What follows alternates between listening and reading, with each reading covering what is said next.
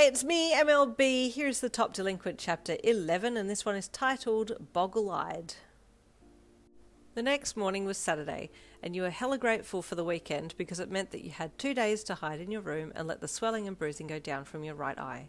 It was a killer hit that you received from your father, and your eye felt gravelly every time you blinked. Oh, man, how am I supposed to cover this when I get to school? You thought as you checked it out in the bathroom mirror. Maybe Mum has some kind of makeup in here I could just use to cover the bruise? You opened the drawer under the sink and fished through the random makeup in there. Concealer? You thought as you pulled out 2 kinds. You looked over both of them and then opted to use the slightly darker one, opening the bottle and dabbing a bit on your wrist to check the colour. Ugh, wrong colour. You grimaced internally as you stared down at the blatantly wrong colour on your wrist. Oh, I guess I can try it anyway and see. You grabbed a cotton bud and dabbed some of the concealer gently around your eye, doing your best to cover the green and purple bruise. Well, it's better, kinda. If I have dark glasses on or something, it shouldn't be that noticeable. You thought as you walked back to your room and grabbed some sunnies out of your drawer and then went back to the bathroom to try them on. Yeah, it'll do. You donned the shades and saw that they had covered the rest of the bruise.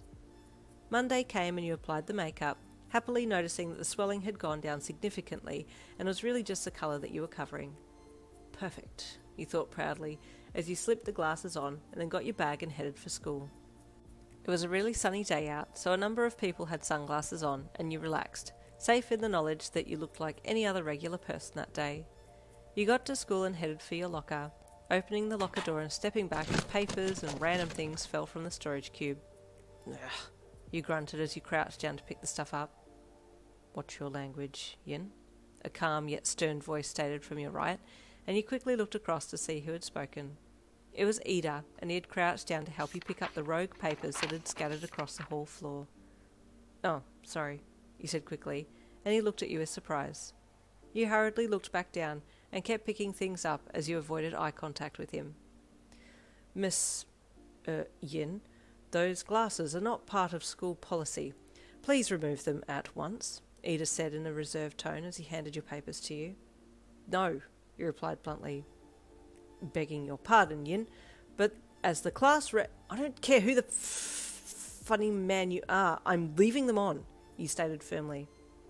You stood up and started putting stuff back into your locker when Iida called your name again softly.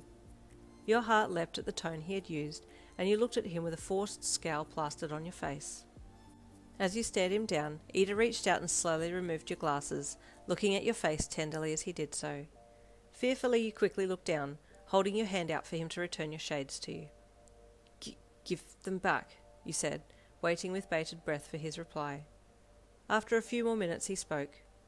You may keep them on, he stated calmly, handing your shades back to you. Then he reached into his back pocket and pulled out his paper of merits, demerits and passes, and wrote you a uniform pass. There, please show this pass to the teachers, should they ask to see it. You took the pass from him and nodded stiffly, before turning to your locker and getting things out for first class, biting into the side of your cheek to stop yourself from crying. Iida stepped around you and headed to his locker, glancing at you from the corner of his eye as you passed him to first class. Hey, DF called when she saw you.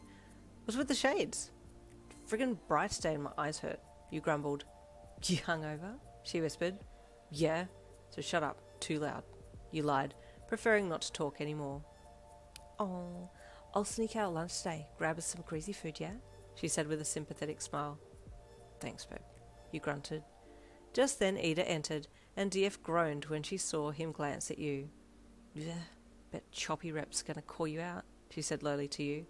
Iida sat down in his seat and started laying his pens out like he usually did, acting like it was another normal day. Wait, what? DF suddenly asked with surprise. Iida, you're not going to harass Yin about the shades? Shut it, DF, you snapped at her. Yin has a uniform pass, Iida said calmly as he turned in his seat and looked back at DF. I have no reason to address her about it. DF's mouth fell open as she looked across to you. Okay, we need to talk later, she whispered lowly to you. You scowled and looked away. Yo, what the actual hell is going on? DF said with a laugh as you and her sat at the far end of the playing field eating your favourite food. What do you mean? You asked apathetically. Okay, first off, Iida called you by your first name and not Miss Lynn, and you didn't even flinch. And second of all, where the hell did you get a uniform pass for the shades from? She asked incredulously. It's not that big a deal. God, woman, you're overreacting. And second of all, who cares where I got it from? I have it, and that's all that matters, you said with an annoyed sigh as you bit into your food. Why are you obsessing over it? I'm not, but it just looks like you and Iida are getting along now, she mused. That's definitely not the case, you said as your eyes scanned over to where the tiller had ripped the garden apart on Friday. The area was perfect. No signs of damage anywhere. Grass even looked like it had been replaced or something. It looked like absolutely nothing had happened. I'll have to talk to him about it later, you thought as you ate more food.